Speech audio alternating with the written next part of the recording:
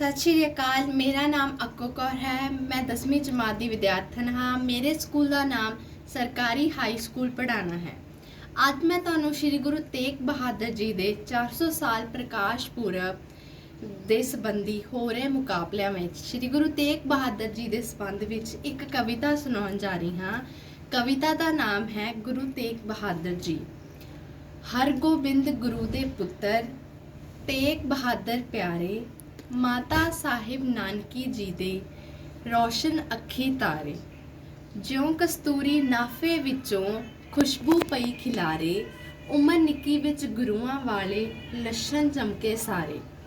मात पिता ने लाल पुत्र दे दर्शन जिस पल पाए, खुशियां दे विच मोतियां वाले भर बुक लुटाए। डुल डुल पैंदी छापे विचों जून डलक प्यारे नगदी, लाट उतारा वाली वेखी मस्तक अंदर जगदी।